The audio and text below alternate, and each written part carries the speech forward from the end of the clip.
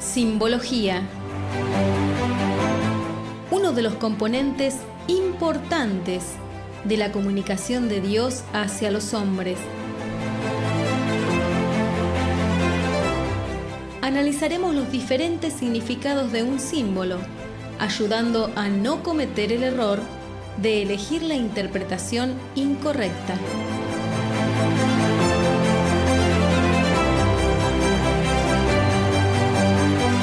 Así llegamos a simbología. Y recuerden, amigos, que para entender la Escritura, si no logramos entender el lenguaje de Dios, que son los símbolos, o de qué forma Dios se interpretaba en aquellos días, o de qué forma Dios les hablaba en aquellos días a los hombres, probablemente se nos dificulte mucho entender ciertas lecturas de la palabra. Hoy vamos a ver cuchillo y navaja. Ciertamente hemos dudado un poquito en estos dos símbolos porque hay muchos que son descriptivos, pero vamos a tomar solamente los que nos van a dar una referencia.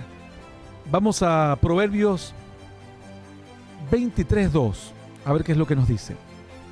Y pon cuchillo a tu garganta si tienes gran apetito. Bueno, aquí cuchillo significa freno, freno tajante, digamos, ponerle una barrera infranqueable. Es decir, así mismo dice, bueno, esto está en Job 41:7, ¿no? Bueno, no, estamos en Proverbios 23:2. Proverbios 23, versículo 2. Luego, porque dice, cuando te sientes a comer con algún señor, es decir, una persona estimada, dice, si tenés gran apetito, poné una barrera, ponete un freno. Cuchillo sería como una amenaza, en este caso como una amenaza de muerte, pero dice, así tomátelo de tan seriamente como una amenaza a tu propio apetito y a tu propia imagen que debes cuidar delante de un Señor. Porque si te ve hambriento, no va a estimarte y probablemente va a pensar que venís a devorar su casa, ¿no? Que tenés codicia de todo lo que él tiene. Y eso te podrá poner en el lugar incluso de glotón o de envidioso.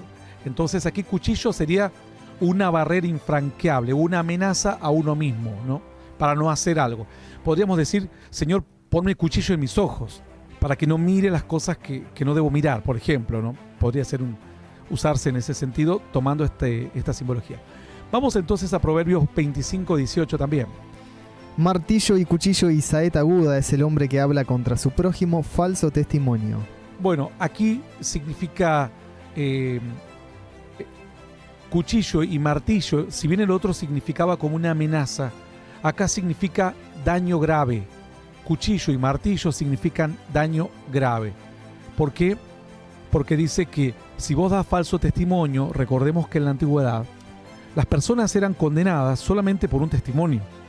A Jesús dice que se juntaron personas que decían, yo lo escuché decir tal cosa, inventaban, nada era convincente o no coincidían los testimonios. Finalmente encontraron a algunos que dijeron, yo escuché que él iba a derribar el templo, y bueno, dijeron, ¿qué más blasfemia queremos oír?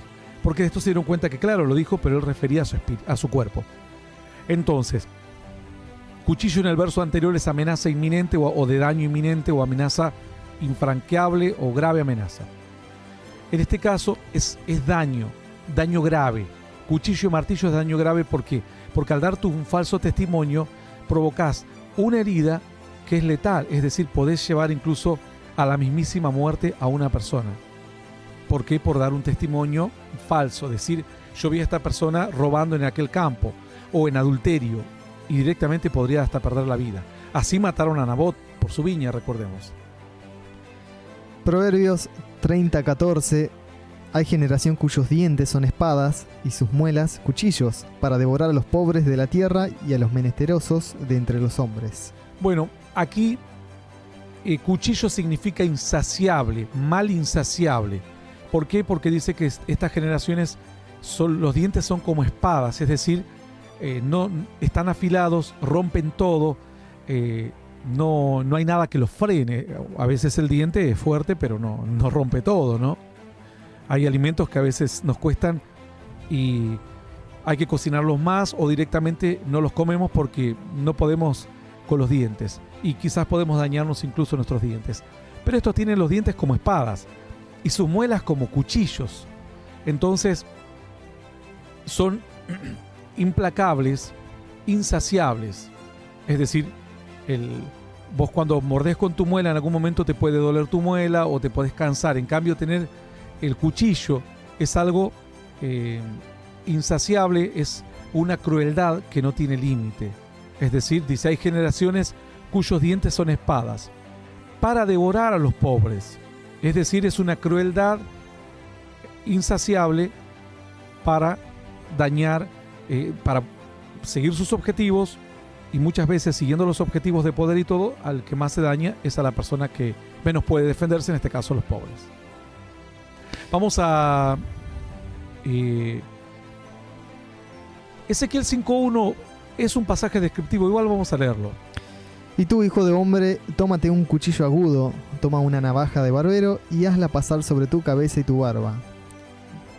Bueno, luego le dice, toma pues una balanza de pesar y divide los cabellos. Cuando vamos a... Estas son partes de simbologías complicadas, ¿no? Dios le habla a Ezequiel y tenemos que leer un poquito antes, no vamos a leer toda la historia, ustedes deberían hacerlo. Luego dice la tercera parte quemarás a fuego en medio de la ciudad cuando se cumplan los días. Tomarás la tercera parte y la cortarás con espada alrededor de la ciudad, y la tercera parte esparcirás al viento. Pero aquí es algo raro porque le dice que se tome dos elementos. Primero tenemos que entender la historia. Está en un contexto de un juicio, es decir, Dios se enoja y destrucción inminente va a venir. Ahora, aun cuando está en un contexto de destrucción, lo curioso es que le dice toma una navaja de barbero, que es lo correcto. Vos te afeitás o te cortás con una navaja de barbero. Dice, hazla pasar sobre tu cabeza y tu barba. Pero también dice, tómate un cuchillo agudo. ¿Realmente se necesitarían las dos cosas? Seguramente no, porque la misma navaja es la que funciona para cortar el cabello. Si es tan filosa para rasurar, es mucho más filosa para cortar el cabello, la parte más gruesa del cabello. Por lo cual, aquí es un simbolismo, como diciendo, mira, porque vemos que después esos cabellos, una parte va al fuego, una parte va,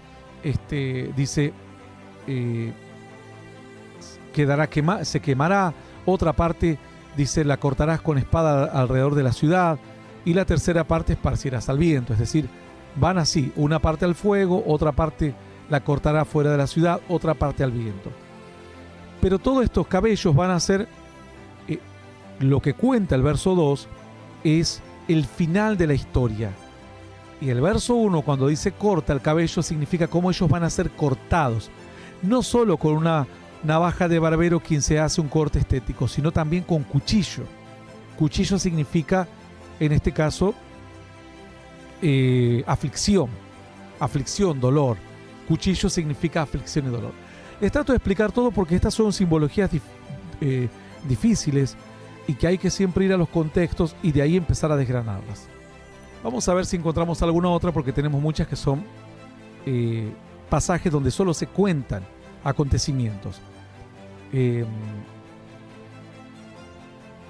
Bueno, tenemos el de Génesis 22:6, pero aquí es cuando habla acerca de Abraham tomando en su mano, dice, el fuego y el cuchillo, en su mano el fuego y el cuchillo. Quizás podemos encontrar una aplicación en estos textos, que no es lo mismo que una simbología. Entonces, siempre hay que tener en cuenta esto, aun cuando aquí se puede entender, por ejemplo, que dice que llevó cuchillo. El cuchillo era para el holocausto, era para quitar la vida, y el fuego para encender el holocausto. Quizás la parte del cuchillo puede significar muerte o renuncia, aflicción. Aquí, ¿por qué? Porque no nos olvidemos que el simbolismo, por eso es importante tener en cuenta las simbologías cruzadas que yo les digo, porque lo que Abraham hace es todo un símbolo en sí, un símbolo grande, ¿no? Es un hecho. ¿Cuál es el hecho de Abraham llevando a su hijo al monte Moriah en una simulación de un sacrificio porque Dios le detiene la mano? Y él le dice, no vas a entregar tu hijo, sé que me amas, le dijo, pero era un símbolo de lo que Dios iba a hacer dando a su único hijo unigénito para que nosotros podamos tener vida eterna. Todo ese accionar o ese suceso de Abraham es un símbolo gigante de lo que Dios iba a hacer con su hijo en el monte de la calavera, lo que le impidió hacer a Abraham en el monte Moriah. Pero ya nosotros entendiendo esto, sabemos que era un gran símbolo y ahora entendemos que el hijo Isaac era Jesús, que iba a pagar, dice que él por la fe fue y estuvo dispuesto al sacrificio. Entonces Jesús es el sacrificio que da inicio a la fe. Entonces vemos que dice la Escritura, por ejemplo, tenemos que ir otra vez a entender, ahora ya aprendimos que lo de Abraham es lo de Cristo, ahora tenemos que saber qué son las heridas de Cristo. La Biblia dice que fue molido por nuestros pecados, herido fue por nuestras rebeliones. Entonces, después vemos que Jesús dijo, aquel que quiera venir en pos de mí, tome su cruz y sígame, es decir, crucifíquese a sí mismo. Y entonces uno dirá, ¿cómo?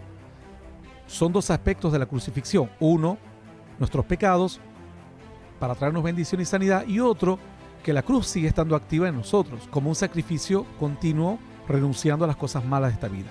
Por lo cual tenemos que elegir uno de los dos, porque aquí el cuchillo significa una herida. Él iba a herir a su hijo con el cuchillo. Jesús fue herido en la cruz con los clavos. Esto era un elemento para hacer daño, para quitar la vida. Entonces, son similares, aunque son dos objetos diferentes, cumplen la misma función. Ahora, podemos tomar el sacrificio de Cristo como una aflicción de renunciamiento propio, como lo que hizo Cristo, o simplemente como una bendición de perdón de pecados y de dones. ¿Cómo lo tenemos que tomar? Bueno, en este caso, dice la Escritura que Abraham fue llevando este elemento, que era el cuchillo, pero él llevaba el cuchillo. Quiere decir que él iba a hacer el sacrificio, quiere decir que él estaba renunciando a su hijo que él había esperado durante mucho tiempo. Por lo cual la simbología de la cruz que debemos tomar es el sufrimiento que uno admite voluntariamente, negándose a cosas que quizás a la carne le puede gustar, pero que son malas para con Dios, adulterio, violencia, póngale lo que quieran. Cada uno sabe qué cosas le llama la atención, pero que Dios dice no lo hagas, porque es ofensivo hacia mí. El apóstol Pablo dijo, os aseguro, hermanos en Cristo, que cada día muero, es decir, cada día me hiero con el cuchillo. Entonces aquí, cuchillo, en el sentido del contexto de la historia de Abraham, se puede entender como la entrega de algo doloroso, la herida dolorosa, la renuncia, la herida que vos te autoinfligís, porque nadie lo estaba obligando a Abraham a que vaya y mate a su hijo. Dios le dijo, pero nada más, no lo obligó. Nadie obliga a alguien a no ir a adulterar. Puede ir mañana a adulterar, pero aquel varón que se guarda, aquella mujer que se guarda, dice yo lo hago por amor a Dios. Aunque por momentos me llame la atención, sin embargo, crucifico mi carne para poder tener una obediencia a Dios. Es una simbología un poco extensa, pero es así como solamente se debe entender. No hay otra manera. Esa es la única forma. Si nosotros queremos, a veces las simbologías están fáciles e incluso en el mismo texto. Pero en este caso la simbología no estaba tan fácil. Bueno, en Génesis 22:10 habla de lo mismo, ¿no? Y hablando tocante a Jueces 5:2, también habla de cuchillo, pero en este caso habla de cuchillo tocante a la circuncisión. Por lo cual aquí también representa una aflicción voluntaria. Es muy similar a lo de Abraham. Son aflicciones voluntarias que vos lo haces para cumplir algo con Dios. Vos soportás esa aflicción. No es un cuchillo que te clavan en el corazón, ¿no? Entonces, y además son cuchillos afilados. ¿Para qué? Para que la aflicción y la herida tenga que ser efectiva. Si a vos te clavan un cuchillo que apenas te rasuran, la parte de la piel no te hiere. Y si no te hiere, tu carne no muere, es decir, tu voluntad no muere. Y si tu voluntad no muere, entonces sos una persona carnal, que cuando Dios le habla algo, prefiere quedar bien con los hombres antes, que a pesar de que le duele en el alma, porque el cuchillo traspasa, si es afilado, penetra, hiere y hace una herida profunda de la cual no te vas a sanar, sino que la tenés que aceptar como parte de tu búsqueda a Dios. Después tenemos Reyes, Primera de Reyes 28-18. Léeme un poquito, Hernán. 18-28. Y ellos clamaban a grandes voces y se sajaban con cuchillos y con lancetas conforme a su costumbre, hasta chorrear la sangre sobre ellos. Bueno, aquí la simbología de cuchillo es en un pasaje descriptivo. Podemos encontrar un significado en sí a esta palabra cuchillo, pero fíjense qué contrariedad. Primero Abraham con un cuchillo, pero en este caso estos dice que se sajaban, es decir, se hacían marcas, ¿no? Se hacían marcas. Aquí cuchillo representa religión, increíblemente. Algunos estará sorprendido. ¿Por qué dice eso usted? Bueno, yo les trato de explicar todas las cosas cómo llego, porque a mí no me interesa tener el secreto de los misterios y llevármelos a la tumba. A mí me interesa que ustedes aprendan a entender la palabra, y cuando tengan algún otro texto en similares características, sepan resolverlo o sepan más o menos por dónde llevar el entendimiento. ¿Qué pasa? Estos que se sacaban con cuchillos querían honrar a su Dios, ¿no? En este contexto no nos olvidemos que era Elías frente a los profetas Baales, queriendo, obviamente ellos imploraban para que los escuche Baal. Entonces ellos no conocían la entrega. En las religiones no se sabe de entrega. Las religiones no te exigen, las religiones te dan lo cómodo. Por eso hoy las religiones de los falsos profetas ha prosperado tanto, porque vos solamente das una suma de dinero X, con eso ya sos sanado, salvado, tenés el milagro, estás prosperado, sos levantado como profeta. Ni hablar si sos un empresario, te levantan como profeta, apóstol, pastor, copastor, lo que sea, porque lo que quieren es que los hagas socios de tu empresa. Este es el final, ya lo hemos escuchado en muchos de esta gente que son unos herejes. La religión no te exige, la fe parte, duele, la fe hiere, pero no hiere el alma, o hiere parte del alma, pero no hiere el espíritu. La verdadera fe hiere más a la carne. El alma un poco, pero luego el alma se entrega a Dios, tus emociones, tus sentimientos se entregan a Dios y batalla un poco, pero la parte de los instintos carnales son los que más cuestan. Entonces, ellos nunca hacían sacrificios verdaderos porque no conocían a su Dios. Nunca buscaban de verdad a Baal. La religión no busca de encontrarse con su Dios, sino de parecer. Por eso ellos parece que serían. No cayó ninguno muerto aquí. Es decir, no se cortaban ninguna vena, eran muy vivos, ¿no? Se lo hacían por arribita, no me decían, oh, mira cómo voy a la iglesia, oh, mira cuánto leí la Biblia, o mira cómo me fui a la misa, mira cómo me sacrifico. Pero todo era por afuera. Los cambios verdaderos nunca los hacían. El sacrificio verdadero no lo hacían nunca. Por eso dice que simplemente se sajaban, nomás se marcaban un poquito, como diciendo, mirá, Baal, que respóndenos, Baal. Bueno, después Elías dice que hizo poner 12 piedras, leña, agua en el altar, pidió fuego del cielo, cayó fuego del cielo, la gente se postró, comenzó a adorar a Dios. Y bueno, después definitivamente dice que prendieron a todos los profetas de Baal para que no escape ninguno, los llevó Elías al arroyo de Cisón y los degolló. O sea, no había ninguno muerto. Con las heridas que se habían hecho, ninguno había muerto. Realmente aquí cuchillo representa religión, apariencia. Bueno, y finalmente Esdras no es un pasaje totalmente descriptivo, y en Job está hablando de el Leviatán. Aparentemente es un pasaje también que no tiene un significado correcto en cuanto, o una simbología, mejor dicho, acorde a lo que estamos analizando en este momento. Hasta aquí entonces con la simbología de cuchillo. Nos vamos de la estación.